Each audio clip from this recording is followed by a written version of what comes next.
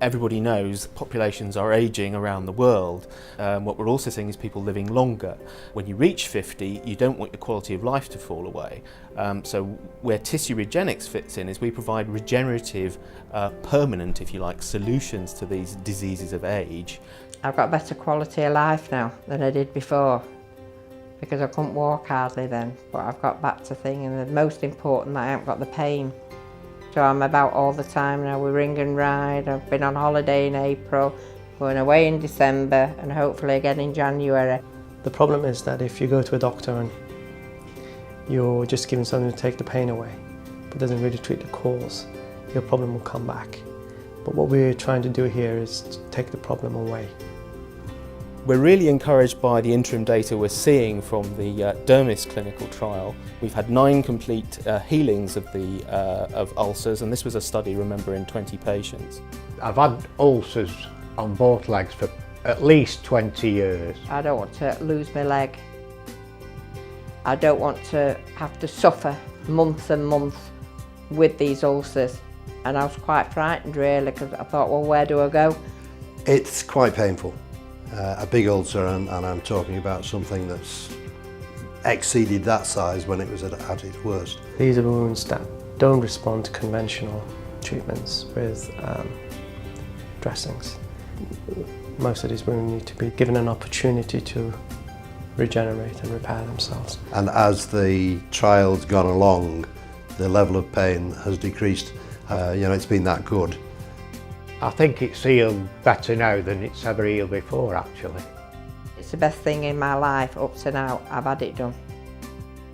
I've been working as a bioengineer now for over 25 years, and I started working in artificial heart valves and moved on to working in artificial hip joints. And then in the last 10 years we started to look at the biological scaffolds that Tissue Regenix produce. A biological scaffold is a structure we can put into the body which helps the tissue repair and regenerate itself with the patient's own cells. The unique feature about the Tissue Regenix biological scaffolds is that it has the architecture of natural tissue, and so that provides a right environment for the cells to regenerate. The novelty is that it is essentially reverse engineered. So we start off with animal tissue and we remove the cells and the DNA from it, and what we're left with is the tissue architecture, the natural tissue architecture. What's unique about the Tissue Regenix process is that we derive it from the tissue that we're wanting to treat. So let's say we're going to prepare a heart valve. So we start with an aortic valve from a pig.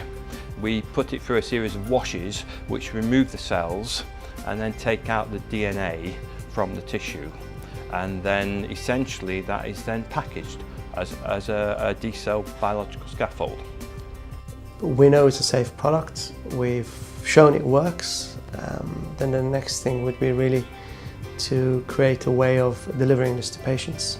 Tissue Services works in partnership with Tissue Regenix in the development of decellularised tissues.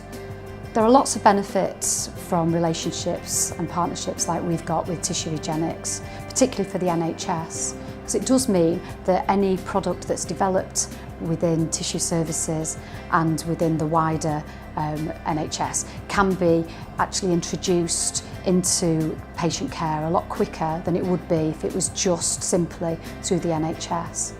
The process can be applied to almost tissue repair in any part of the body, so the potential market is enormous. This is truly a platform technology. This year has been a transformational year for Tissue Regenix. We've had another 6 to 8 months of real progress. We've now got data emerging in yet another new clinical indication in advanced wound care. We have further data to demonstrate the importance of our decellularised heart valve technology, and we've been able to move forward our development pipeline substantially since the funding that we received at the beginning of 2012.